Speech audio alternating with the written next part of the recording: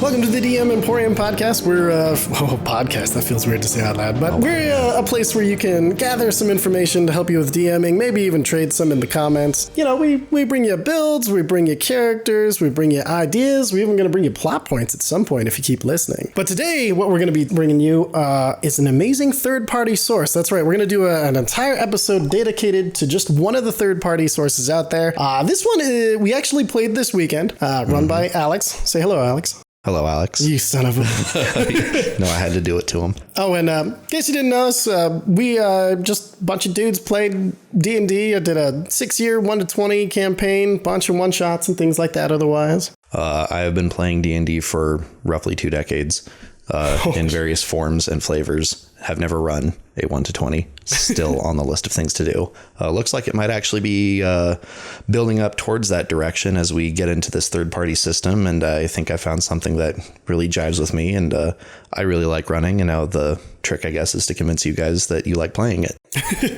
I mean, I was convinced after this last session because I got to play cowboy shit, and that's kind of my jam. But you know what? Let's just dive into it. The character I got to play, I'm going to put him on the adoption agency because it's a one-off, and you know, Dexter Nash deserves maybe more than that. True. Although maybe I should play him like, you know what? We're going to just put him up for adoption and see what happens. This is the character adoption agency. There are heroes whose tales have yet to be told. Maybe they can find a home in your game or played by you. The Character Adoption Agency for PC and NPC seekers. All right, so this character is for the Ultramodern. Is it 5? Ultramodern 5. That's the one, the third party we were talking about. Ultramodern 5 is this really neat set of. You know what? You're the DM of this. You're the one who found it, who's been diving into it. How would you describe Ultramodern 5? So Ultramodern 5 by Dias Ex Machina is a system where, and it looks like from what I've read and from what I've seen, it looks like a group of people who got together and they took everything that was fun and interesting about the old D20 modern system from around the 3rd edition or 3.5 era. So about 2002? God, must have been. I mean, geez, yeah. Because I know that me and the lads in high school played it, and well, that was quite some years ago. Whew. But looks like a bunch of people took all the good stuff from that and then just started applying it to the more modern D&D stuff and doing different classes and skills and all that sort of thing.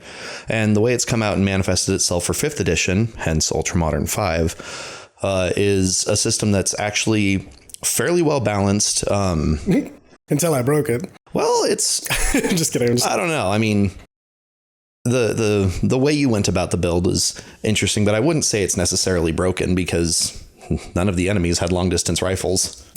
That's true. That would have probably changed your game a little bit. I was in 3/4 cover. I felt pretty okay. Yeah, I also liberally strewed cover around that town. That's true, yeah. But yeah, so Ultramodern 5 is basically it's D&D with a modern twist. It has its own set of classes, its own set of races, where I think that really shines is humans, because it gives a bunch of different options so that when everyone inevitably shows up to the session as a human, they're not all the same person wearing different hair colors. Oh yeah, I really like that. The addition of the tables you can roll on, which we'll get into more when we hit our renowned resources section. We'll talk about this more, but yeah, that kind of gives you guys an idea of what we'll be talking about. Like there's guns, there's new feats, these really cool things called ladders, which I can't wait to get into. Yes. But let's get started with the concept for Dexter Nash. Dexter Nash, I was told basically we're going to be doing Weird Magnificent West. 7 Weird West. You know, we're going to be defending a town and, you know, that sort of thing. So I brought the classic bounty hunter guy and everything like that, you know, shows up in his hat, his duster, and his attitude. Yep. And slightly sour, but ready to do the job. And, you know, with Dexter, I had him have a book full of bounties that I didn't even tell Alex about at the beginning of it. And then as soon as I just introduced him as writing in this book, and then Alex is like, oh yeah, there's shit in that book. Don't worry. And he just threw things at me to connect me with other people's stories. It was perfect. If you have it in your game and want to play Dexter, talk to your DM. He or she could put, you know, all sorts of hooks, funness, all sorts of greatness inside of there that's just free for them to play around with. Now, this might sound weird for a gun build because everybody's expecting dexterity to be up high, but there's a certain, was that background lifestyle? It was your ladder. There's a ladder you can take called Veteran, and that lets you swap all of your dexterity-based weapon attacks for wisdom-based. So I wanted to have this eagle eye, and I didn't want to be a face for once, so I actually dumped charisma, but I wanted this eagle eye, that guy's lying, or here they come, that sort of kind of quieter but intense character. Like when they spoke, it was a shut up and listen. Exactly. But the nice thing about doing the wisdom with instead of the dexterity is, I gotta pump my perception, pump my, survival, like just things that you expect like a cowboy tracker to naturally have. Yeah. For race, I did this silly thing. There's a really cool race called Altered. Now, Altered is basically exactly what it sounds like. You're an altered humanoid of some sort, and you get to choose a bunch of benefits, and you can even take a detriment to get another feature. So I took 4 arms. So that way I could hold guns in each hand and not have to worry about reloading. Just keep firing. Basically, the Boondock Saints dad version of the Wild West mutant version of him. Well, and the best part is mechanically, if you dipped rogue, you'd fast hands draw some other ones as a bonus action, but. Sure. Doesn't matter. I wanted that Weird West kind of feel to it. So, 4 revolvers and then 2 shotguns, which, while I was playing him, I had him hide his extra arms and shotguns in his duster and then just bust them out whenever anybody got close. That was super fun. So yeah, I did 2 extra arms, and then I gave him really keen hearing, but you can take it up to a 2nd tier, which gave him blind fighting out to 20 feet. Now, 20 feet is this guy's kill zone. Seriously, though. Because that's when your shotguns come into play, and those are D10s, and then it's just insane. I'll get into why it's insane as we continue to go here, but I took a detriment in order to get all 3 of those, because I was, 1 arms and then 2 tiers of keen hearing. Mm-hmm. I took the detriment of deformity. I made him specifically too ugly to be a face or anything like that. So that way, even if I was tempted to, I would be so bad at it that I couldn't do it. Because, one thing I've been accused of is no matter what my character's charisma score is, they always have good charisma. And I was like, I'm not doing that this time. Even mechanically, it's not going to work that way. But, other than that, I took a breastplate because we were level 8. Yeah, level 8. Breastplate, thieves' tools, some rope, and some hunting traps, which I was going to set up around our sniper, but then sniper just ran up a building and just... She posted up there, and she made very fine use of that position. Oh, man. It was really fun watching them use half their movement to stand up, fire, half their movement was it 5 feet of movement to drop prone, and then use the extra 10 feet of movement to reload 1 shot, because they pop up, take somebody's head off, drop back down into full cover. And reload. That's exactly how you do it. But as far as the character stats, we went 10 in strength, 14 in dexterity, because dexterity is still pretty important as for doing your sneaking around and your thieves' tools and things like that. That was going to be my secondary function if it ever came up. Constitution, 13, so that way, an improvement score could bring that up, get you a little more health, because starting with 52 at level 8 is a little... rough. Yeah, I got dropped down to 36 in 2 attacks. It was like, oh, pants shitting time. Vigor is a stat used in Ultramodern for magic. Didn't have any magic, so I just dropped that for 9. Intelligence took 12 because there's this, it gave me a little bit better history checks and things like that. And also I just wanted to drop charisma, so that got the 8. And then wisdom, I used all of my improvements from... literally basically any improvements I could give him before level 8 to cap wisdom at 20, which interesting enough in Ultramodern, if I'd continued to play Dexter, you can naturally cap at 22, which I really like. Actually, you can cap higher depending on your use of cybernetics, but just using ladders. Yeah, yes. That's right. Cybernetics get as crazy as they should be. They're fucking cybernetics, you know? Absolutely. But as you can see, my character was really good at one big thing, shooting people, because that's what he do. Interesting enough, the gunslinger gives you dexterity and wisdom saving throws. So at least my proficiency in my saving throws was really good. Now, if I'd had to do literally any other saving throw, I probably would have been a little screwed, because I think my other best modifier was a 1. Other than that, I had a 0 and 2 negative ones. Yeah, so that's fun. Damn. Luckily, didn't have to make any of those. So nope. If you're going to play Dexter, keep that in mind, that saving throws are not going to be your friend unless it's wisdom or dexterity. Speed is 30 on the altered class unless you take... race. altered race, unless you take enhanced legs, not extra legs. You can take extra legs to do other weird things, but that's not one of them. The really neat thing about the gunslinger class, it has this thing. Well, first you get converging fire, which lets you use, basically you can use light ranged weapons as 2-weapon fighting. So if you're dual wielding and you have 2 attacks, you actually get 3 because you can use that bonus action attack. And I was a high enough level, I even got to add my ability modifier to the damage, which was really nice. The cinematic style lets you basically use 2-handed weapons as 1-handed weapons. So that was cool. That was the one that lets you use them. Converging fire, basically when somebody gets close to you, you get +2 to hit them and 1 to your AC because you have guns trained on them, and that makes people skittish. Okay, and then the resource, that thing that makes the class super fun is called kata. The not key points. Exactly, the not key points. Because you're basically a gun monk Yeah, I mean, one of the kata things you can use, I think, is even called equilibrium. Yeah, so that's what I took. Hey. Yeah, equilibrium. Basically, if somebody shoots at you, you can spend a kata to shoot back at them. It's really nice. Seems reasonable. Yep.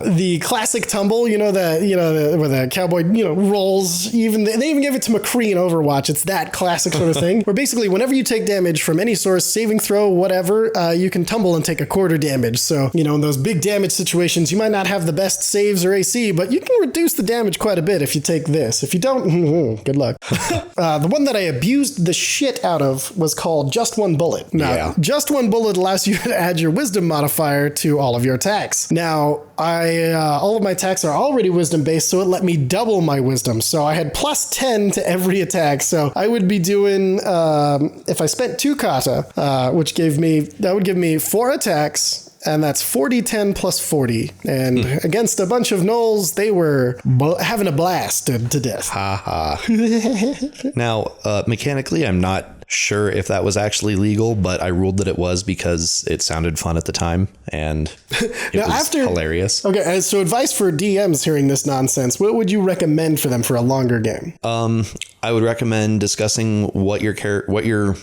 players' plans are for the characters. They look through the class and everything, and anytime that you see overlap, like say from their ladder making wisdom their primary combat score, point out to them that things like Just One Bullet probably aren't going to stack for you, so maybe consider taking other options. You know what, thinking about it, you know what I would have done? You can add your dexterity modifier to it. Sure, okay. Because it gives you the same overall bonus, So I can dig it. If I would have thought about that when we were playing, I would have pitched that. I just thought about it right now, I promise you. It.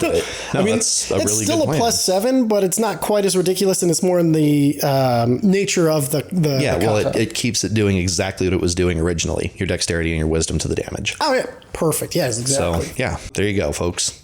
We solved it. Yay! Hooray, go us. And then, and then my ladder I took was cleaner. No, that was your subclass, your archetype. Archetype. That's right. Oh, the cool thing about Ultramodern, where you don't take, subclasses are not specific to any class. They're called archetypes, and you can choose them and add them to anything. Yes. The one I chose was cleaner, and it literally has a picture of John Wick. I mean, I don't think it's literally John Wick. I mean, it's as close as you can get without a copyright violation. Exactly. And the 2 abilities I got that were once in the head and twice in the chest. Those are 2 separate abilities. 2 separate abilities, yes. Twice in the chest gives you more attacks, and they're all at advantage. Oh, yeah, I forgot. Yeah, they'd all be at advantage. Yep. And then once in the head lets you add triple your level to an attack. And the cool thing about both of these is if you kill somebody using it, they recharge, but they only do once, so you can do 2 times a day, but only if you're careful about using them, which I really like. I also got ridiculously lucky while playing this character, because there are kata that the Just One Bullet, if you get a crit, you get that kata back. And so, I started with 7 kata, but I used about 11. Man, you were crit fishing with dynamite. Oh, dude. I feel like I didn't take the thing that reduced it to 18. But jeez. Yeah. I kept hoping that would pop. The sniper gets a similar ability. I kept hoping our sniper would get that. He just kept rolling like 16s. It was man. Tragedy. Oh, I forgot to mention the other cool thing about Veteran is that, because, that's like, oh, whoop-de-doo, why did you waste so much on that? Well, this is why, because you get rerolls. Oh, yeah. Equal to your... gut instinct or whatever it was. Yes, yeah. It's equal to your wisdom modifier, and then you get 2 more as you level. So I had 7 of those total. 7 rerolls to crit fish as well. And then this really cool thing I think it's called Good Guess. I kept calling it gut instinct because that's felt more cowboy. Yeah. But you can make basically knowledge checks using your wisdom score. I chose history. So like basically your characters lived in this world long enough that they can get like a gut instinct to build like I've heard about this, or I can conjecture this accurately, and that was really fun to play with because that happens a lot when playing, TTRPGs, but having a mechanical way to verify it is super cool. Yeah.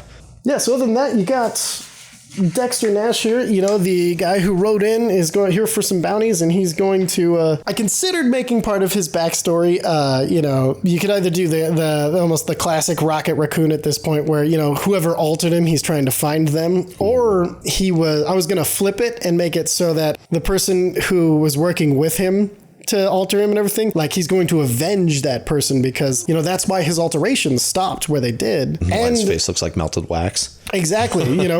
Maybe it got interrupted. They were going to do something to make him more, charismatic, give him some, innate something or another, and then it screwed up and his face got melted. And so now like his only path forward he could see was vengeance and going for bounties because nowhere else was going to accept a forearm face melted. Oh, I've got it. So the person that was working to alter him, they were working together, not necessarily on like the super soldier thing, because that's what I always go with, but to make him a more efficient infiltrator, assassin, spy, that sort of thing. Oh, yeah. It was supposed to be to make him like a changeling so that he could alter his form. But because it got screwed up with mid-thing, he's just always got that nasty wax baby look.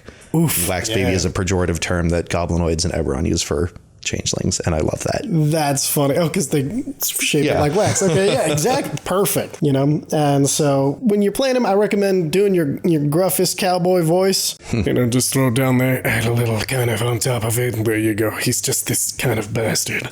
But remember, do not be a bastard to your fellow players. If I was playing Dexter, you see them as resources. They are valuable resources to be used, not to be fucked with, and that your charisma is not going to get you through. So you need to kind of trade them to get them to help you. You have information. That's what the book also helps a lot with. You have information about this world. You can make gut checks about things. You can you're like, be useful for me and I'll be useful for you, and we can get some job done and some money made, and maybe I can get one step closer to finding, that person who fucked my face up forever. If you're lucky, when the party meets in the saloon, not tavern, it's cowboy times, there's a bar fight that breaks out, and you can illustrate exactly how useful you are in a fight. Mm-hmm. And if I were a player and not the DM in that group, and it started with a bar fight and you ended it like you ended some of those gnolls, you'd be hired on the spot.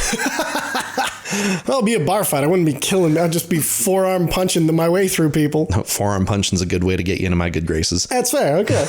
But there you go. There's the first part, a little dip dive into Ultramodern of Dexter Nash, the gunslinger, drifter, altered cleaner, who is a veteran. Good Lord. No, there's a lot. That's the thing. The character creation process we'll get into after this, but there you go. Have some fun with Dexter. Please do. He was a great character to run a game for. And as you just heard, we are now in the way we play. This is kind of just anecdotes and things that we find useful and kind of give you an insight on how we play and see if that style vibes with you, works for you, or if there's, just something maybe here useful for you. Yeah. Which is, we always hope something's useful. Yeah. Well, I mean, we've been playing this between us for almost 30 years. Yeah, there you go. And, hopefully we can maybe give some newer DMs or something an idea of things that can help. Or one of my hopes is that players will also listen to this. Yeah. And then they'll take some of this stuff and maybe bring it to their DM like, hey, boss, what if we started doing things this way? And it makes the game better for everyone. Oh, yeah. Yeah, that's another thing. If you're just a player and you listen to all this DM stuff and you're like, I like the character, but, how does the rest apply to me? It's if it gives you a better perception on, your part in the game, because too many players think of it like a video game. They're just logging in and playing their character and everything. You can talk to your DM about stuff you want to do. It doesn't have to be a secret. You should talk to the DM. That's a whole nother tangent. We got to focus on what we're here today to talk about. Wow, we almost... All right. Whoa, boy, I can bring it back. No, today we're going to talk... Since we're talking about third-party systems and things like that, we're going to talk about how to introduce this to your players, because guaranteed your players are going to go, oh, God, another set of rules. I just learned the rules. Oh, fuck. So you're currently going through the introduction of Ultramodern to the group we're playing with. Yeah. We talked a bunch about how to introduce it before we started. And so start with the introducing it as a concept, and then I think go into the mechanics of introducing it. All right. Well, As far as introducing the concept, I've been very open for a long time with this group about, the kind of games I like to play. And it usually involves firearms at some level or another. But, a lot of modern stuff. I've always been really interested in running military games, but that's because of, some life experiences and stuff. One of the best games I ever ran was a space game, which we literally it was before Spelljammer came out, and Spelljammer didn't do anything good for space games, in my opinion, but we'll get into that another time. I took 5th edition D&D, plopped it into spaceships, and found some unearthed Arcana thing that had a couple of modern classes that didn't actually really work for what we wanted, but we made do, or they were subclasses, not classes. Makes sense. So it was something that the group knew that I was interested in for a long time. Yeah. And I was just one day kind of dicking around on the internet, like looking for, I don't remember exactly what it was, but it must have been some sort of sci-fi thing for, man, I still really want to run one of these games. And I came across this Ultramodern system, looked around, I couldn't find squat. I mean, I think there are like 3 YouTube videos about it somewhere. Hey, we'll be another source for people. Yeah, absolutely. I mean, honestly, if we ever did the whole recorded sessions or anything, I'd love to do Ultramodern. I want to get those guys some more screen time. Oh, yeah. I looked around, found that, read some really good reviews. It was rated well on, I think, Drive-Thru RPG or something like that. It's a good resource. Yeah. This is something I would not advise other DMs do. I just bought it. I didn't talk to the group about it or anything. Bold. I had that much faith in it because, reading what I did, I was like, wow, I think this is it. This is going to be worth it. So I just straight up bought it, bought a print to order copy of the book and the PDFs, because I'm a big one for having hard copies of books, just because, one day when all the power goes out and there's nothing left to do between raiding for supplies and fighting off other raiders, we're going to play D&D. I mean, honestly, is there a better pastime in the apocalypse? No. Actually, it was originally for this whole plan of living up in Alaska. And, well, what are you going to do? Tell them where you're going. My God, man. For the apocalypse? Absolutely not Alaska. But anyway, so I just bought it. And then when I had the PDF, I shared it around to my group of friends and our group. Mm-hmm. And I was like, all right, so here's this, look at it at your leisure, but this is something that, just so you know, I'm going to be running. I'm going to be using these rules. If for no other reason, then, well, I just paid money for it and I'm not going to tell you how much. And then one of our players found it at a thrift store for like $5. He found the hard copy of the book for $5 at a secondhand bookstore in town, which, bully for him. I mean, great timing, happy for him, but it should have been me. It should have been me. That reminds me, I gotta go check that bookstore sometime this week. Seriously, that is a great place for all sorts of gaming resources. Yeah. I can't tell you how many Death Watch books that we found there. Actually, yeah, that's the tip of the day. Go check your used bookstores for any RPG stuff. You're gonna find all sorts of stuff. Seriously, yeah. Because there's always people getting into and out of and deciding they have too many books in this hobby. So contentious divorces. She got them in the divorce and sold them. I had to buy them back for a quarter of the cost. No, sorry. Anyway. So you picked up this, you blind bought Ultramodern and then said, hey guys, we're doing this because I bought this. Yeah, at some point. And then we did like a little one shot that was kind of fun, and then everyone wanted it to be a whole campaign, and I was like, no, because I didn't plan that. But well, okay, hold on. Okay, he basically says, hey, I want to do a one-off where we're playing this Ultramodern system, and the character creation in Ultramodern is really, really fun because it has all of these tables to help enrich your backstory. You get family members, you get loves, you get lost loves, you get enemies, you get like all of these things that it gives you like a single line, like, oh, your enemy betrayed you. But like when you're in the character creation process, you're already in that creative juice space. You're like, okay, I know who did this motherfucker did that. Yeah. And then, I have a lover I'm still good friends with. Okay, then this is going to be like this kind of person. And your brain just grabs at archetypes to throw into these positions that you just start. And so part of the amazing thing about the character creation process is, if you fully engage with it and trust the randomness of the table to enhance your story and not tell your story, because that I think is a key point. But and an easy trap to fall into. Easy trap, but it's just kind of like a guided tour almost of character creation, so that you have not only a bunch of cool stuff so you know more about your character, or you can just form more ideas about your character, but you also be like, here, DM, here's all these NPCs to play with, have fun with those. Yeah. And so, the second one off, we didn't do that part because we didn't want to get all obsessed with the characters, even though I totally didn't, I'm addicted to that freaking shoot 'em now, let's go. So is our sniper. She struggled with not getting too deep into character. And I was like, look, you can get as deep in as you want, but I'm promising you this is only a one-off. I am not going to turn this into a full game. Yeah. So what had happened was everyone got super involved in their characters and their backstories and everything. And they were like, well, we just spent 3 hours doing character creation because it takes a minute. Oh, yeah. Definitely session 0 for that. Actually, probably a -1 and a 0. -1 for character creation, 0 for setting. Yeah. No, swap that. Sorry. I would 0 for setting, then, yeah, exactly, yeah. But so then kind of mechanically how I went about introducing it properly, like we did do that session 0, everyone got to, make characters, and then I ran them through like a little gang fight in the streets or something. Yeah, which we were, oh my God. Hilariously equipped. One of our players insisted on wearing a bright yellow hazmat suit because it gave him the best armor class and protection from gas attacks for his level, which that guy, what a silly fellow. Oh, man. But anyway, meanwhile, the rest of us have like a fucking bulletproof vest and no sleeves, kicking in the door. Yeah, I remember it was a 2-story building. I thumpered the upper floor and then walked in, and I was playing the heavy, so I just stood and I could cover everybody behind me in any doorway. So I just stood in the doorway and we just blasted everybody. It was great. Yeah, that's how we did that. And then to kind of refresh everyone on how the rules worked, I decided, hey, we're going to do another one-shot. Don't worry so much about your character's backstory. It's going to focus mainly on combat. And I've now told the group, there's going to be a couple more one-shots than some like short shots, 4 to 6 session things. And I think that's a good way to introduce a new system to a party. That way you're not trying to tell your big epic story with a group of people that don't know what the rules are. Now, Ultramodern 5 is it's really cool.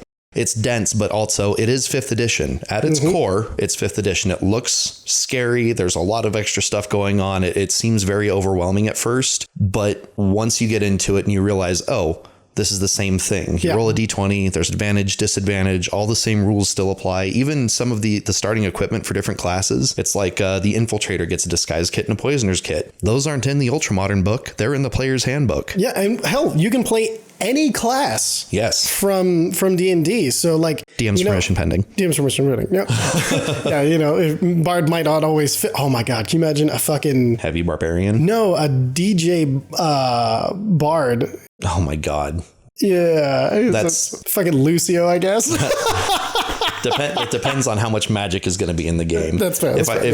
Now they do, it's not that it suggests that you run no magic, but it's kind of built around the idea of not necessarily having magic as a go-to. Well, which we'll get into later. It has its own subsection magic rules that are more fitting to the campaign setting of, because, if too much magic precludes technology advancement for a lot of people in their brains. For a lot of people. So like it having its own kind of magic that you can use and engage with is super neat. And the fact you can pretty much staple magic to any class, right? You absolutely can. Yeah. That's at least as far as I've read, and I've done my due diligence here. I'm 99% certain that you could just be playing any old class. Like there's some investment you would have to do. Yeah. But if your DM allows it, then you can do it. Yeah. And I gotta say, I was really, really surprised how once we started playing, how familiar it was, how just straight up, it's just D&D with some more options. Yeah. And it was, for some of our players, it was a little more overwhelming, but that's because they started at level 8. And we figured out that,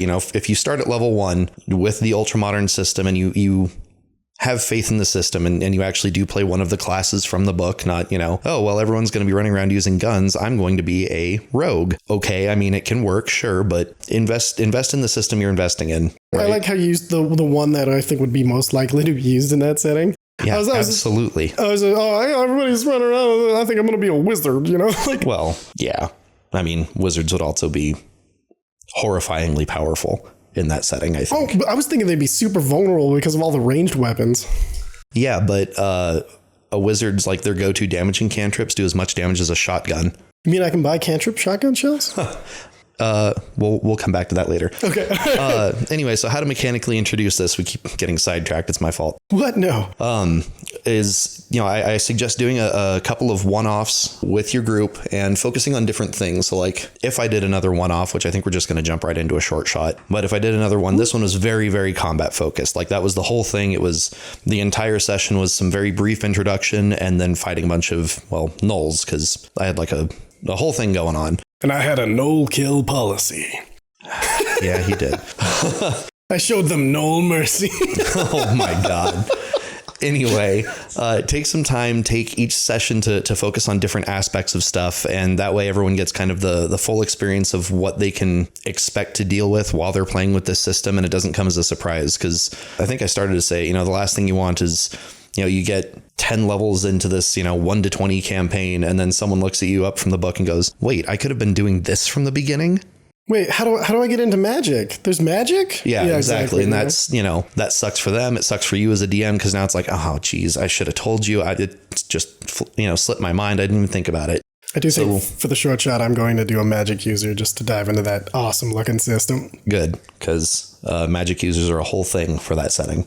It's a World War I game. It's spicy. Anyway. I'm going to be an elephant colonel with an English accent. Here we go, man. Let's get into those trenches. That sort of craziness. I love it, actually.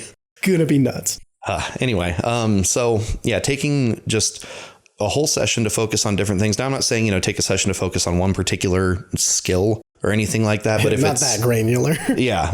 But do one for combat, because most game systems, let's face it, are built around combat. Do one for if it's got a social interaction or combat system like Zweihander does.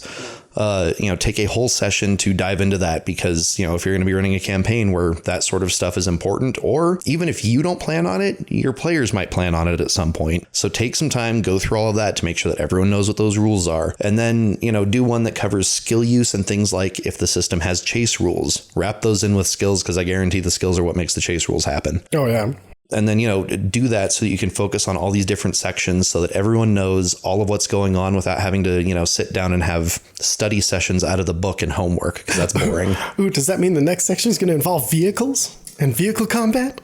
Actually, no. I'm going to be saving the vehicle combat for a thing following the World War I game. Oh, that makes sense. Yeah. Because tanks and dirigibles and biplanes. We're going to go from World War I to World War II. You're in fury. Go. No. Oh, my God. Don't. Oh, yeah, I got him. All right. I love the movie. So, yeah, as a player, I've really enjoyed the way that you've introduced everything, because it's one of those, at first you're looking at all of these options. Now, I get excited about options, but even then I was like, there's too many to choose just one. But then when you're like, no, there's going to be a bunch of short shots, so I can try out a bunch. I can pick and choose and, try out these classes before committing to one before an entire campaign. Yeah, and that's another thing is, you don't want to show up for the 1 to 20, full on epic, this is the Star Wars of our group type thing. And you end up playing a class you flippin' hate. Hey guys, I'm a civilian. I heard it gets good eventually. Civilian classes. I still don't understand how to use that class, but I'll let other people play it. Maybe that's what I'll do. A magic civilian next. No, I'm just kidding. I'm kidding. I mean, for not the World War I. Well, even if it's World War I, a civilian is still technically an appropriate class to play, because you're drafted. It was the draft. Yeah. In fact, I wouldn't suggest that everyone play a civilian, but I'm certainly not going to fight someone if they want to. I wonder if I can talk everybody to taking the Blood Brothers thing. Oh my God, that's so good. Okay, because I was thinking about doing the Marshal for the next one. Mm-hmm. And then if everybody's Blood Brothers and Marshal and crazy, that'd be... We'll explain what all of this means later. Well, we're not... as we get deeper into the system itself. That's fair. All right. So this is kind of the way we play. That's kind of how do you introduce the systems to your players, kind of some of the anecdotes of how it's worked for us. Yeah. And let's see, what do you think next? You want to do talk about spells, or you just want to go dive directly into, you know what? Look at the time. It's going to take a while to go through this resource. So why don't we dive into Renowned Resources? Renowned Resources. Enhance your game with the best resources out there. All right, and now for our renowned resource of the podcast. You'll never guess what it is. It's Ultramodern. Yeah, we can continue to talk about Ultramodern, the things we like about it. I know we've already mixed in quite a bit of it. So if you're looking for a system that guns are a viable option, magic's a viable option, tech is a viable option, and they all have just the sick amount of flavor to them, this is a really good system for it. What kind of... Now, you've run now, let's see, it was a Criminal Underground one-shot. Basically, Saints Row and or John Wick, depending on how long it had gone on. Ours went way more Saints Row than John Wick, but yes. Yeah, that's true. And then you also ran a Weird West cowboy setting. Mm-hmm. So as far as the games that you want to play with this system, we don't have time. I was just going to say, is there anything you don't recommend for this setting? Yeah, I think that's a shorter list. I actually would not recommend using Ultramodern 5 for the 1700s. 7 Years' War, Revolutionary War, that sort of era where the muzzleloader is king, but there's also still melee combat that happens. Whether you're using magic or not, I think that other systems or just normal 5th edition would probably be better. You could still use the classes, but I probably wouldn't use the firearms out of the book. One, they don't actually have any support for muzzleloaders and stuff. I think they expect you to kind of use the DMG for that. Actually, that's the really cool thing about the equipment is it's broken into technological eras, and they're all slightly after that. So tech level 0, tech level 0 is technically everything up to 6 guns and stuff. Tech level 0 is what the cowboy thing was for, because that covers shotguns, revolvers. Interestingly enough, they don't have any repeaters, like the classic cowboy repeater. I don't know. Yeah, they don't have anything for that. I think they included it. They thought of it as more of a what's the long gun that they put in there? Bolt action rifle. Yeah, they thought it and bolt action were similar enough, but I disagree so much. Me too. I'd give it shorter range, bump the damage down to 1d6, give it the breach property, but with, depending on which model you're reenacting, I'd say just 15 rounds is really easy to go with. I would also give it an attack as a bonus action, because that's the fun of having a repeater. Your classes and ladders will cover that for you, I think. Just putting those rules in for it, and then dropping the range to somewhere between a revolver and a bolt action rifle. So like a 50-200? Because I know that was pretty close to what the revolver was. I think the revolver only went out to 180. Anyway, sorry, I don't mean to get that granular. No, you're fine. You're fine. But no, there is some stuff that you might have to adjust for doing different settings, but they don't actually have anything really for before the West, as it were. No Napoleonic Wars or anything? Probably not Napoleonic. Again, I think you could do a really interesting Napoleonic style game, including magic and stuff, and do kind of a twist on it, but using normal D&D would really be good. Now, they do go in this book to, hey, use these guns, not the ones out of the DMG, because the pistol, just the normal 9mm out of the Dungeon Master's Guide for 5th edition, does 2d6 damage. Jeez. And also they did a really weird thing with the ranges in the DMG guns where the maximum range is only 3 times the short range instead of 4 like every other weapon in D&D. So they're really powerful, but they're short range, and just the rules just kind of don't make sense for them, so I understand that. But if you were to do something in the Napoleonics, so to speak, that sort of muzzle loading era, I would say, use the musket and the flintlock pistol, I think, are what the 2 options are. Yeah, basically they're meant to be resource heavy, slow use, whereas Ultramodern takes it that these are very standard weapons. Like these are things people are going to be using a lot. This is your long sword. This is your short sword. I mean, it's what it reminds me of, actually thinking about it, is the Baz Luhrmann Romeo and Juliet. Because there's one part in the very beginning where I think it's the Capulet is like, hand me my longsword, ho, and he's reaching for a shotgun. Yeah. And it's exactly like that. It's not, it's even, I would say it's more like in D&D when the DM just looks the other way at counting arrows. Now, I wouldn't, because I'm a stickler for running out of ammo at critical situations, but it definitely, with the amount of ammunition you're expected to be able to carry, it's obvious that they want you to have your gun ready to use at any old time, just like in a normal fantasy setting you would your sword, your bow, your cantrips. Yeah. Okay. So games I would not run, 18th century, 18th to very early 19th century. Perfect. Now, and pretty much one nice thing about this is literally goes so far into the future with tech levels and everything. It leaps back around to magic. Well, kind of. No, it straight up says, so there's 5 tech levels, 6, I guess, because there's 0 to 5. And tech level 0 being, requires basically no technology. Up to tech level 5, where I'm 90% certain the book says that technology and magic at this level are indistinguishable. So just kind of go nuts. Have fun.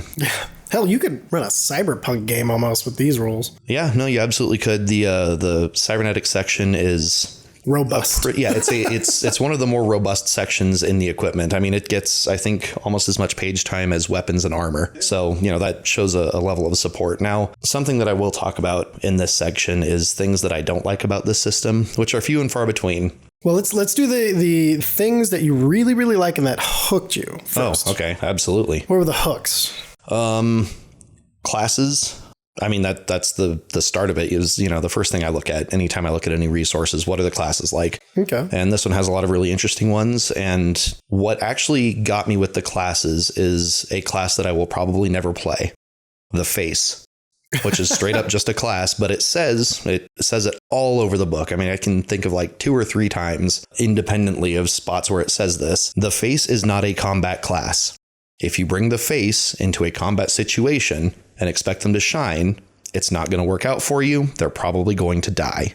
So you like the more specialized rather than generalized. Yes. And I like the option that not everyone has to be good at combat because, in the same way that the face isn't going to be good at combat, if you take a heavy, an infiltrator, and a sniper and put them in a dinner party where they're trying to sneak around and, do some James Bond shit, that's probably not going to work out well for them. No.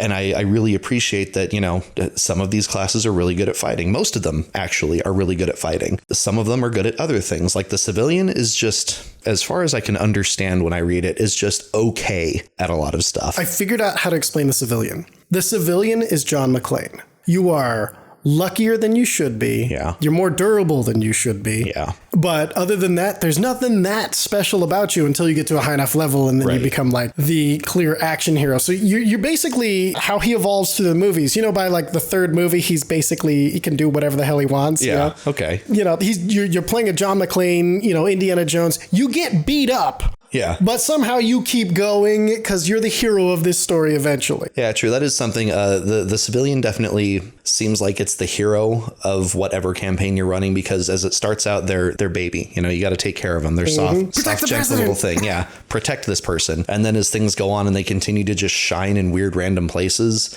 very clearly they will end up becoming some kind of main character. So anyway, damn that class. But can I tell you one of the things that hooked me? Yeah. The ladders. Now, ladders, This is this really cool concept where basically instead of taking your feats or your ability score improvements, they're called ladders because you can take these in place of any of those things, but the more you take them, the better things you get out of them. Yeah. And they're really flavorful and really well defined. Mm-hmm. So you can actually help build your character around the idea of these ladders and add it to the classes to just get crazy combinations like I did with the gunslinger and the veteran. Yeah. But all of the ladders can work really well to either make you better at what you're already good at, shore up things that you're bad at, or give you another option of things to do. And they're all so good and flavorful. They're like having like a sub-class almost. Yeah, they really are. Well, the book describes them as like, think about them more as a series of related feats. Like it's almost back to like the 3-5 like feat trees that they had. I forgot about the feat trees. Dude, 4E I think also had feat trees. That wouldn't surprise me. 4E was just a video game on paper.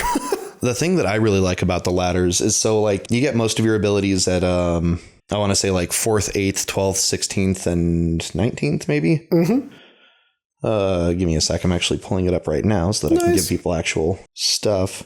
All right. So for your ladders, you get instead of an ability score increase or a feat at 4th, 8th, 12th, 16th, and 19th levels, you can take one of these things. And that's really cool. And it's like most of them are, kind of half feats where you get a little bit of an ability score boost. And a lot of times, whatever the primary ability score that you choose, because there's usually an option for the ladder is, your max will bump up to 22. So that's kind of nice. Now that combination of increasing the max to 22 and also you gain additional abilities at 5th, 11th, and 17th levels. Those two things are meant to represent the fact that in most Ultramodern games, you're not going to be finding magic weapons, magic armor, increased ability, or not increased abilities, but like some of them give you increased ability score, For the 5, 11, and 17 abilities, it, again, in the book just says, hey, so you're probably not going to be finding a +1 sword or a flame tongue or, anything like that. This is to represent and kind of make up for the lack of magic items. Well, that's one thing I really, really liked about the combination of the ladders and everything like that. Without those, Dexter actually has far less options. And, the classic fighter complaint, I hit him with the sword, great weapon master, there's my variation for the day, the barbarian, reckless, great weapon master. But having the more options and everything makes it more fun to play because, I've done my fair share of fighters and stuff like that. And I always have to do the flavor of fighter that has something else to do, like the Echo Knight. But this gives you that extra options and flavor and just something else to do, but hit him with the stick, No, yeah. But I like that they put something in for the fact that you're not going to have magic weapons, and it's something that grows with your character as time goes on. And I think that's really neat, especially because, again, you could finish the campaign with the equipment you started with. Yeah. I mean, especially if you're like a sniper, because their class starts with a basic sniper rifle. That might be the same gun you're lugging around from 1 to 20. Our level 8 one shot. Level 8, you normally have a magical item at least, you know, but like we were just rocking base guns and grit and fun, you know. Yeah. So yeah, I definitely agree. Ladders are one of the really cool things about it.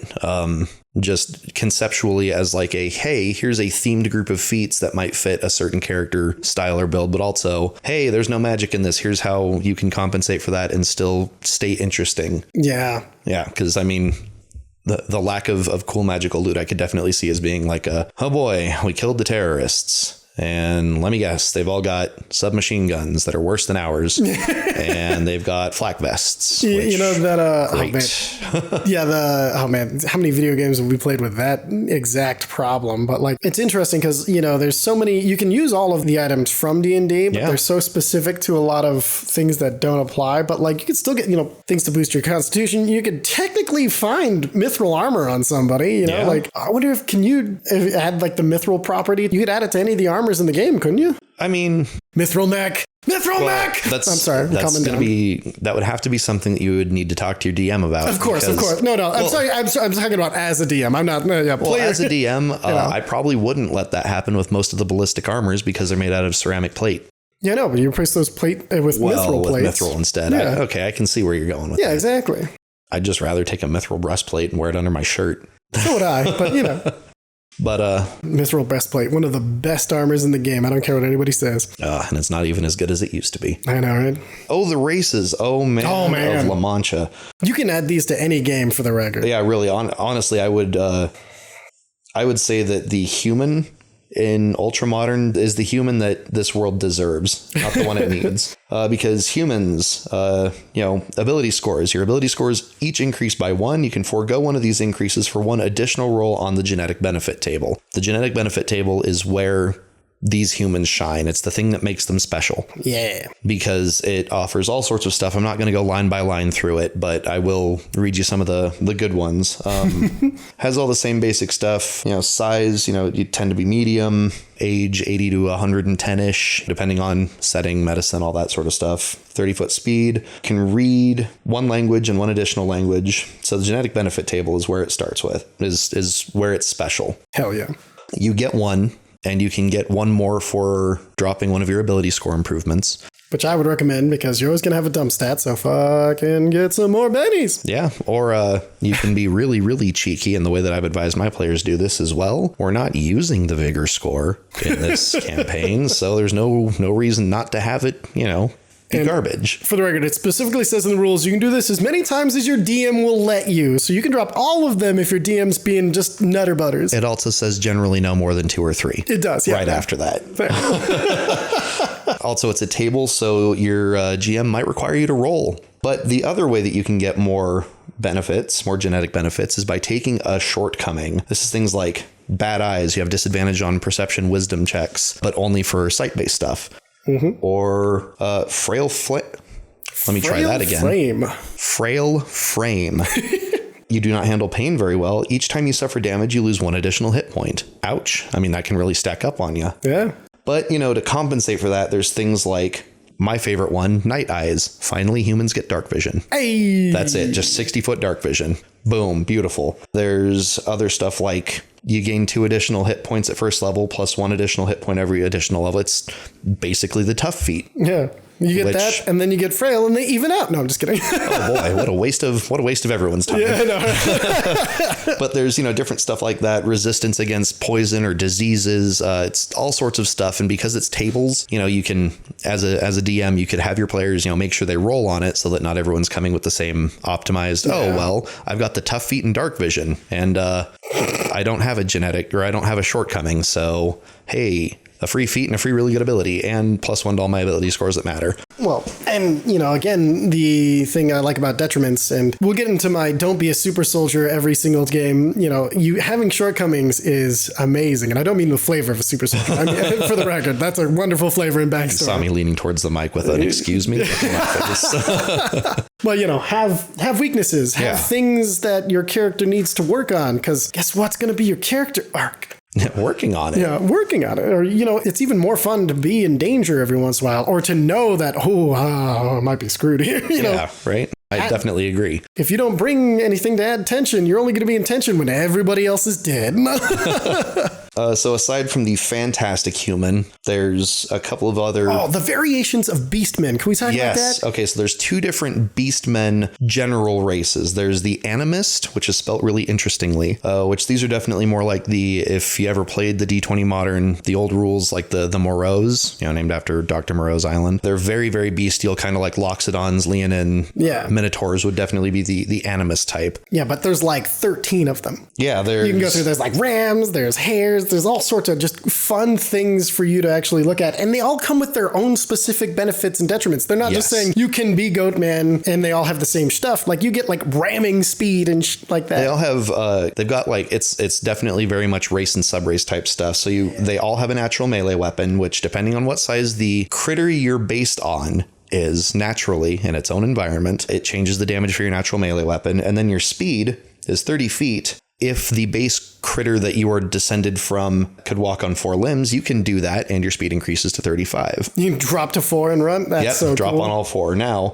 really embrace the animal aspect of your character. Yeah, and some of the different races, you've got like ape, which clearly they mean like the great apes, I don't think they mean gibbons. Chimpanzee. You have a climb speed of 20. They do. Now, interestingly, this system, I'm not sure if it's pre-Tasha's, but I think it might be because a lot of the ability scores are like the ape animist. Your strength score increases by 2, your con or dex increase by 1. Perfect. So it's not the generic kind of +2 to 1, +1 to another, or +1 to 3. And of course, talk to your DM. They might let you do that I'm thing actually anyway. So. Sometimes a stickler about that for particular settings where it's like, no, you're playing the race that all dwarves descended from, so these are the ability scores you get.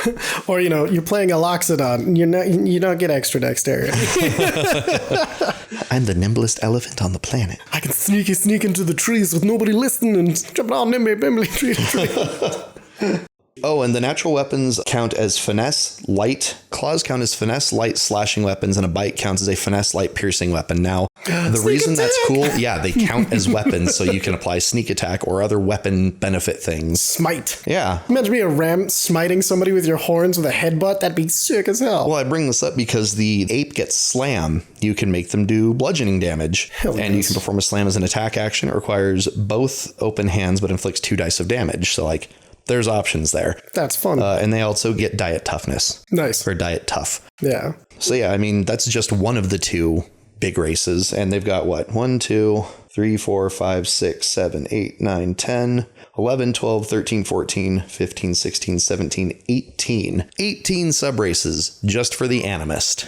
Whatever animal you want to play, you're going to find something in there that it applies to and is close enough for the comfort, There is at least 1 bird. Hey! So just putting that out there. The hawk. And they do get flight. Hey! Oh, and there's bats. Oh, that's cool. I love bats. Anyway.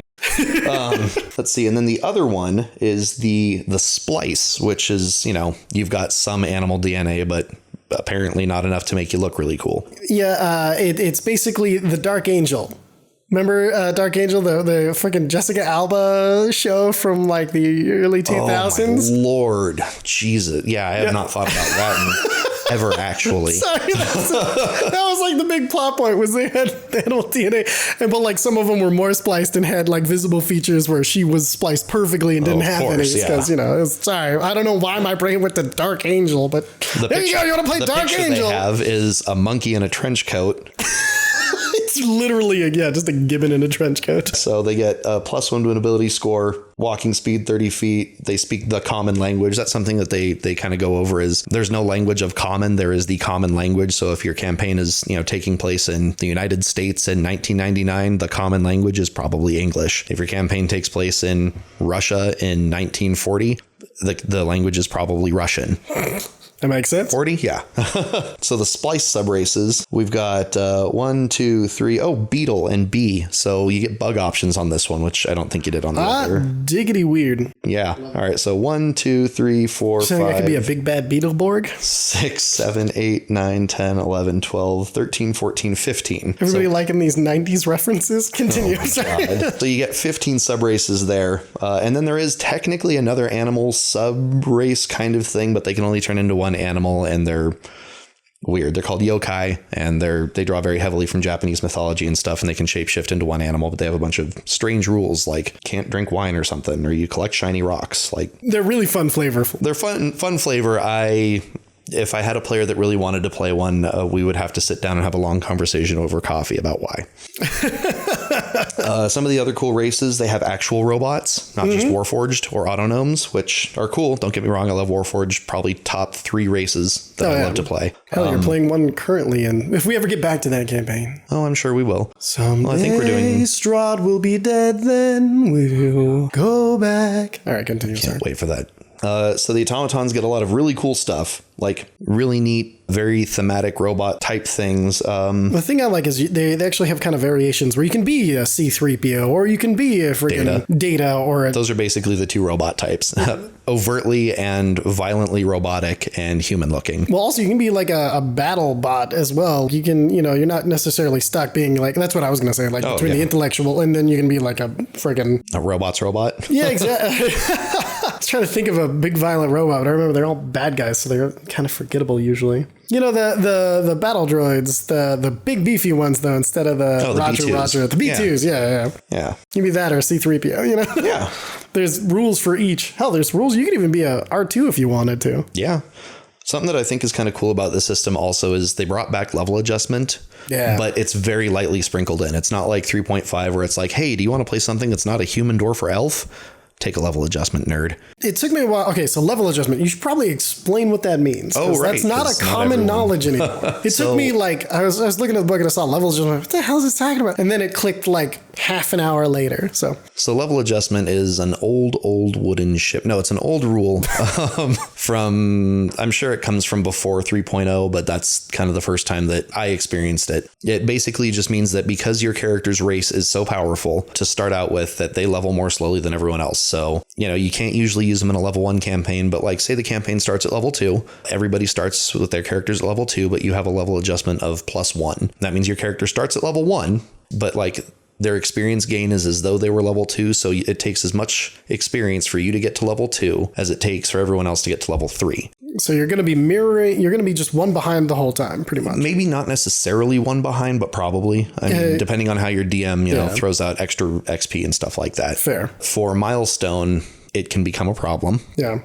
And that's why it's cool that they have it, but they really limit its use. The only time it really comes up is if, at least for the automaton, is if you want to be a large robot, you can be +1 level adjustment. And the only reason that actually matters, because as many of you may know, in 5th edition, being large doesn't actually get you anything. In the equipment table, you can get weapons and have them made for large creatures so that they count as one size smaller. An example would be a heavy weapon like a minigun. It's a heavy weapon, but if you can get it specially made for a large creature so that it only counts as a 2-handed small arm, which is kind of like the martial weapon equivalent. And if you have cinematic style, you can dual wield those. Yeah. Ugh. But I think I know what I'm doing. No, I'm just kidding. that's why large actually matters in Ultramodern, because suddenly you can start rocking out with some of the really good weapons and kind of make that the thing your character does. But the other sub-race of the automaton is the android, and I'm only going to bring them up because I really like one of their abilities. When they take damage as a reaction, they can instead take a penalty to their charisma score in place of that damage. They take cosmetic damage? Yeah. That's like super cool. Anytime in Next Generation when Data gets his face blown off and it's revealed that he's a robot, but he's still fine. Oh, man. I think that's a really neat little theme. Other races, there's the Morpher, which if anyone's ever played the old Prototype game, Alex Mercer, that is exactly what he is. Oh God, it is an old game, isn't it? Shit. Yeah. No, yeah. And literally it shows you can like just fall into a biomass at some point. It's kind of like if plasmoids were cool. Well, and you can take another level adjustment to do a freaking 3rd level shifter where you can just into like a big creature or something like that. It's nuts. They've also got naturally psychic races, which are cool because that's kind of one of the ways that you can dip your toes into spellcasting without needing to devote your archetype, ladder, class, background, all this other stuff to it. They also have alien with the numbers filed off as one of the first races. Oh my God. Yeah. They're alien if alien was vegetarian. They're nice guys. They're fun to be around. They want to be everyone's friend, and they don't understand why everyone is terrified of them. Yeah, because they look like if Alien and Tarantula had a baby. I was gonna say Tyranids in Alien. Yeah, that too. I mean, they're definitely that sort of like, you expect to see them in the back of the book in the monster manual. Yeah, not in the front of the book as playable race, and especially not with the words "Really, we come in peace." I swear to God, and they mean it. And then there's also like a mushroom alien. Love mushroom alien. Like they get blind sight and stuff. Fun. Like, yeah, they're like myconids, however you say it. That pretty much covers the races. I think I'm probably missing one, but that's why we're encouraging you to go find it for yourself. Check your local bookstores, buy the PDFs, get the hard copy book if you want, because with the quality of this content, we want them to make more. So we need more people than us to buy it. Yeah. So if you're interested in a game that is in a futuristic setting, or you just want to some good gun rules, there's a lot of things that you can pick and choose to enhance your current campaign or start a new campaign, or maybe you just want to play a little bit deeper in the future. Maybe you've had a lot of fantasy and you're kind of like, I need a little break from the fantasy, That is something I am going to bring up. Oh yeah, wait, I forgot. Before we move on, ship rules and vehicle rules. How do you feel about them in this? Well, they're better than Spelljammer. Are they better than Saltmarsh? They're more simplified than Saltmarsh, which is kind of nice. I kind of like that. Okay. Because, Saltmarsh has a lot going for it. Yeah. It's definitely where I first remembered my love for ships. It's your romantic ideal. Yeah, it's the romantic ideal of pirate game D&D. Okay. Which I love. But, there's only 3 positions on a ship. There's pilot, engineer, and gunner. Cool. So you don't have to worry about the captain, the comms guy, this, that, and the other. And other people can lean out the windows and fire guns. No, it says you can have more engineers and more gunners.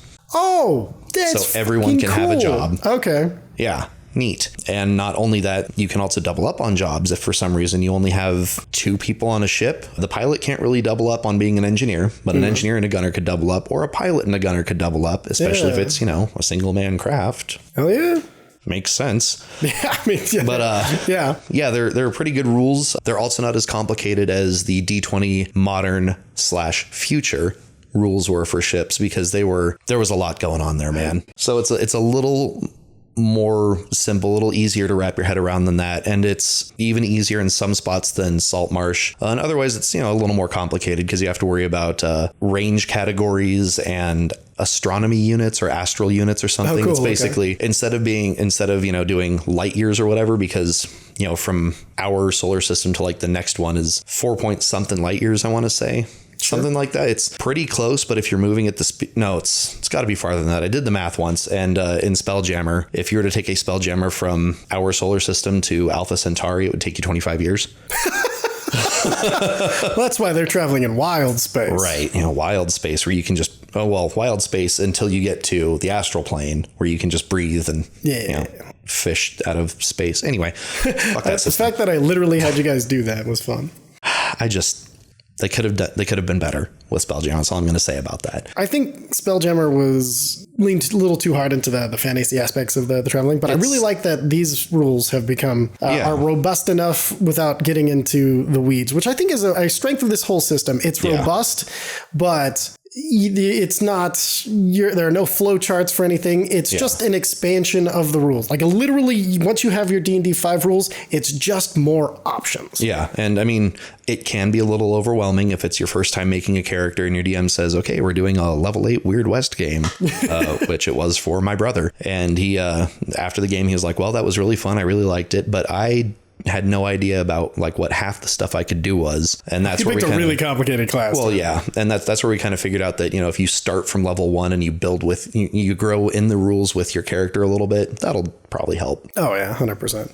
But let's see. So yeah, the space stuff is really good. They have rules for mechs, which is fun because I think it's the beginning of that section, they say that mechs are stupid. Scientifically, they don't make any sense. And, no one realistically would ever build them. However, they're cool as shit and they want them to be part of their rule set. And people are building them for the record. Not because they're efficient, but because they're cool as shit. Because they're cool as shit. Yeah. Well, not only that, like when you're playing, that's the whole point of playing fantasy games. It's not meant to be realistic. Yeah. you don't exclude cool things because they're not realistic. You include them and decide why they're realistic for what you're doing. Yeah, well, and like with all things, it's kind of up to the DM. If the DM says no, there's no mechs, then there's not. But they have, for every tech level, they explain kind of an idea or an option as to how. Tech level zero. No, tech level 0 mech, a Trojan horse. No, tech level 0 runs off of steam or literal magic. Fuck yeah. Okay. Or bionic components. That's going to make my brother happy because he's been trying to find good mech rules forever for his mech game. So I haven't gotten really deep into him with this because Oh no, him just having a jumping off point. He's brand new to DMing and wants to do a mech game. I'm like, do something. So I talked him into doing a goblin game first. So. Yeah, just do normal games, then add, suits of armor with their own sets of hit points and stuff.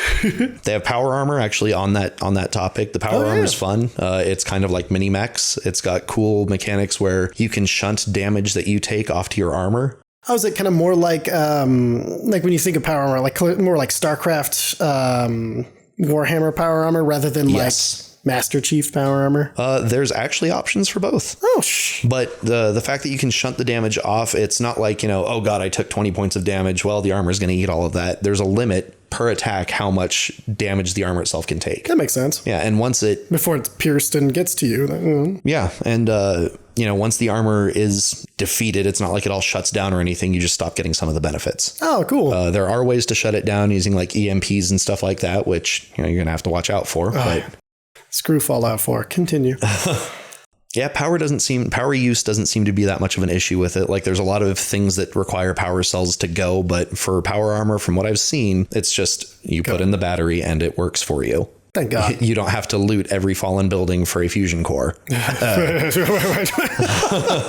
that cool thing you really liked? You. No, just kidding. Sorry. Also, something that's really cool that they do with the power armor in this system is they have a money cost for it. It's like $120,000 or something. Yeah. But also the kind of definitely not Warhammer power armor that's described as like medieval plate that's power armor. Definitely not.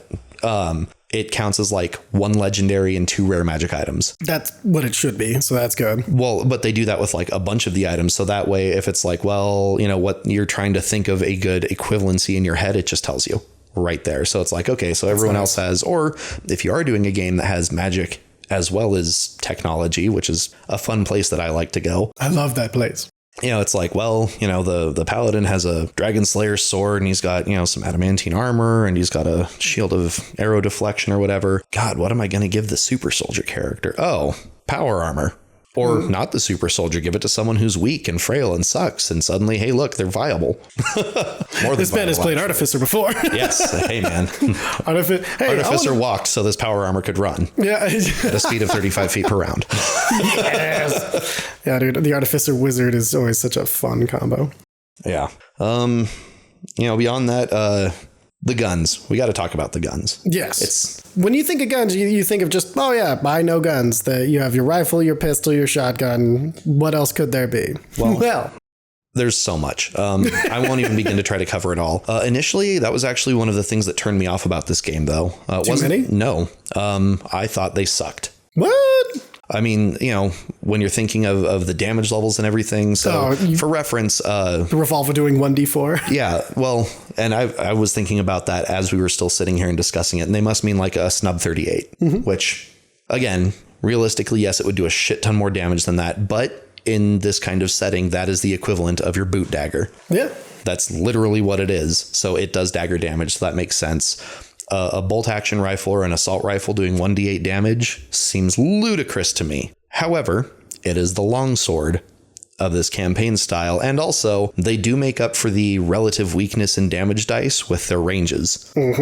Because unlike the Dungeon Master's Guide, these guns have, if not realistic enough range rules. Yeah, especially for average person accuracy. Yeah, well, even trained person, there's feats for that. Yeah. But, these guns can really reach out and touch someone. And sure, 1d8 damage doesn't seem like a lot for a bolt action rifle until you start plinking shots off at someone who's 800 feet away. Yeah, I mean, just completely destroy them before they get to you. Yeah, and then I think it's 800. It might be 6. You can outrange those warlocks who took all of the lengthening spells. No, I'm just kidding. I think you could do that with a sniper cannon. Yeah, which is like their 50 cal, which again only does like I think maybe D12. Yeah. Low, but still, again, I've never seen someone swing a great axe at 120 feet.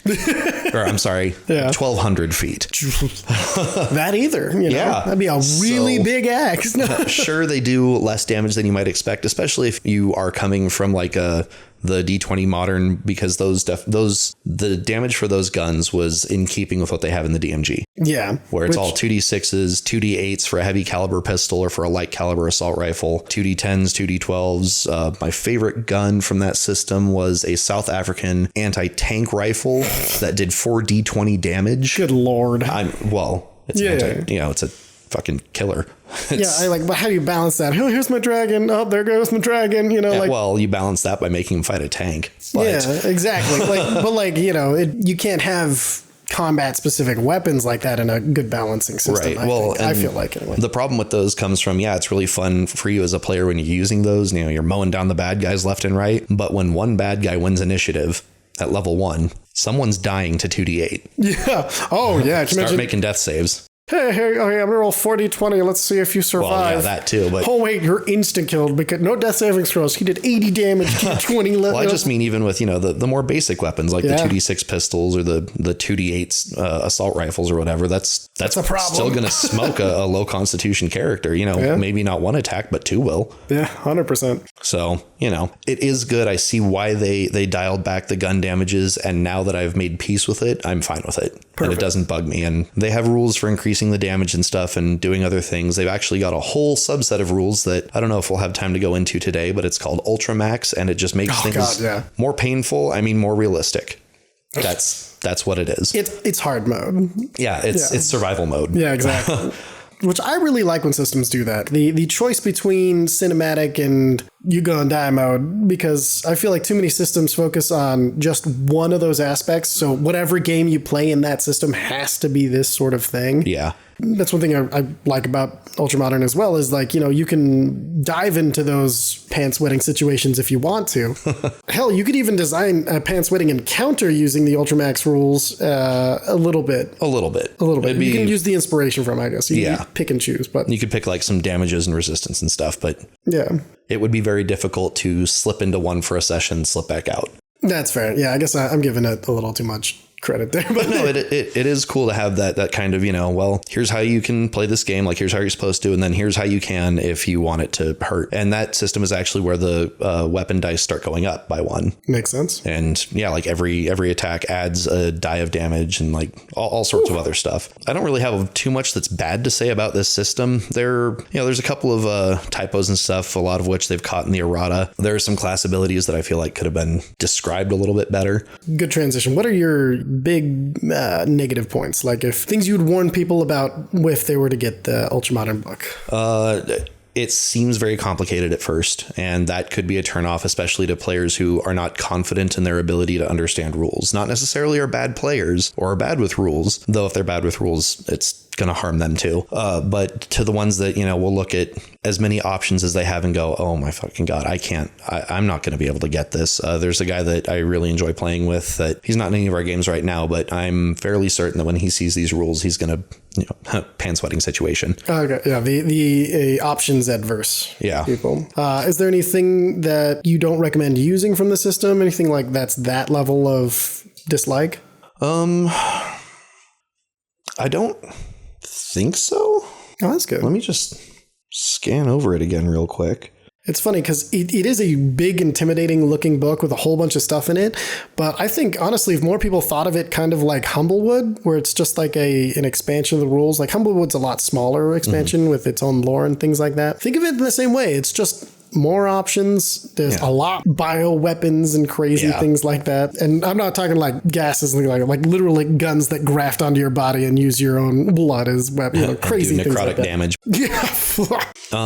I don't think there's anything that I'd like really warn people about. It's just there's some stuff that if I had a direct line to the makers, I'd be like, hey, what does this mean? Because I feel like tech levels for weapons should matter a little bit more. A good example here is, the bolt action rifle is a tech level 0 weapon. Yeah. It's like pre-World War I, big use in World War I. Mm-hmm. Does 1d8 damage, piercing damage, has like a maximum range of 600 feet, costs basically dirt if you're in a tech level 4 or 5 setting. Yeah. The plasma rifle does 1d8 fire damage. Yeah, which, it's cool. You don't want, your high power level weapons to necessarily just be one hit KOs. That's an 80 bitty amount of plasma damage. Yeah. You know what it is? The idea of it being the thing that you're going to be commonly using for different tech levels. Because, you don't want somebody starting with a bolt action if you're playing a level 5 tech game, You want somebody's weapon to always be kind of equivalent as far as balance goes. Oh, I'm sorry. I have been misquoting the bolt rifle. It is 400 feet at its maximum. So I apologize. And if the makers are listening and have made it this far without sending me an angry email, this is my apology. Mea culpa. But so here's my problem with it. The bolt rifle costs $300, 300 monies. Yeah. The plasma rifle, which 1d8 fire, 150, 600 range, 17 pounds, has the plasma property, which is really cool. We'll get into what the properties do in a second here. It does have the plasma property. Super cool. Very neat. Gives it the armor piercing ability later on. Oh, that's pretty good. 50,000 monies. Well, inflation's a hell of a thing. Sure. But, it's tech level 5. So it's the highest tech level you can get. Yeah, the year 3000. Yeah.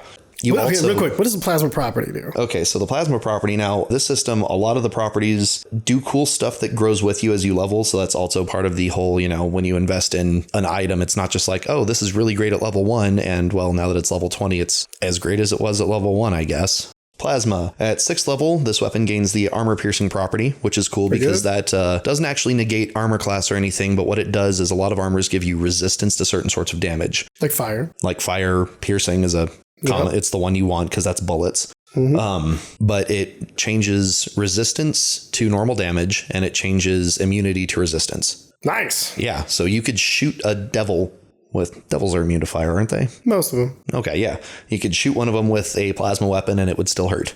Neat. And then at 8th level, on a non-critical hit, roll 1 damage die twice and take the higher result. On a natural 20, roll all damage dice twice and take the higher result. Really neat. Damage advantage. Mm-hmm. So that is a cool property, but the bolt rifle doesn't have anything. Yeah, I was gonna say it shouldn't have any. It has breach. So that makes sense. Like one thing I would say about the monies difference is that's what you're expecting for different eras as far as how valuable a single dollar is. Well, they have rules for based on what tech level, how much things cost. So a tech level 0 thing in a tech level 5, it actually I don't think costs any money. Yeah, you have to raid a museum to get it. Like the scarcity of those things is going to be, I think, an interesting thing to play with. Tech level 0, you don't reduce the cost for, but tech level 1, so the basic sniper rifle, which is the exact same as the bolt action, but with the sniper property. Mm-hmm. The listed cost of gear assumes TL0 baseline. If your game's base tech level is higher, reduce the cost of all gear at and below the base tech level by 50%. Okay, so if it's TL5, it's only $25,000. Yeah. And then a basic sniper rifle is $150. Yeah. But you're not getting that plasma property is insanely good. It is really good, but there's a lot of weapons that have similar stuff or can fire automatically or stuff like that. I just think that's a lot of money for. Well, but I hate to say it, but that's also the D&D pricing system. Think about, true. The difference between a longsword and a +1 longsword. Fair enough. +1 and it's 42 times as much, or something. Yeah. That's kind of, and you're buying those scalings and everything for every single attack. I think the overall, I don't think it's out of pocket. Okay. When you put it in the full context and the literally affecting every single attack, makes it worth it. There are other examples, and I feel like they make a really big deal about the tech level and stuff, and as they should, because your tech level kind of sets the tone for what the game is. Yeah. But I feel like maybe it just didn't get added somewhere, but like you're supposed to add the tech level to the damage or something. Oh, that'd be interesting. Or something like that. It would make a little bit of sense and make, Okay, I think I know why. Okay.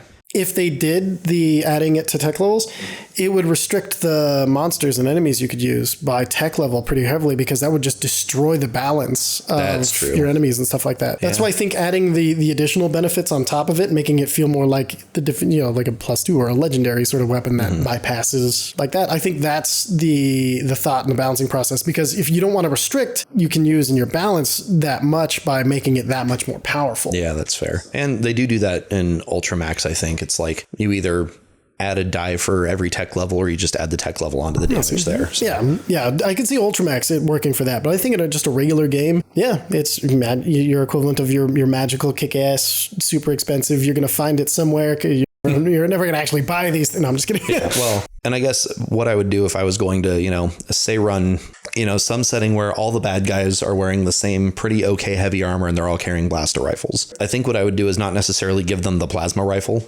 Or if I did, it would be, this is such a common weapon that's freaking everywhere that they don't cost 50,000 gold or 50,000 credits, monies, because, one decent fight that your players win and they can retire on selling the 5 guns that they took off their dead bodies. Yeah. No, you definitely. And I think that's another reason why, the enemy and looting their weapons and everything, I'd have a, self-destruct built in as soon as their pulse goes off or something tech crazy. I would just say that, because there's such a glut in the market that they don't cost all of them. Oh, I see what you're saying. Yeah. And especially if you're going to be selling them one, it might be, here's an issue with, this is clearly a Stormtrooper's blaster rifle. So I'm not going to buy this because if the Empire comes looking, that sort of stuff. I mean, there's ways that you can work around the ridiculous prices, lowering the price so that, just everyone has access. Or the easiest one is just make a semi-automatic rifle deal fire damage. Well, another good thing about, and this is a genuine good thing about really high prices is it gives your characters something to work forward to and something to spend their money on. Because I don't know how many campaigns I've seen where you're just drowned in money and there's nothing left for you to buy at most any place until you get into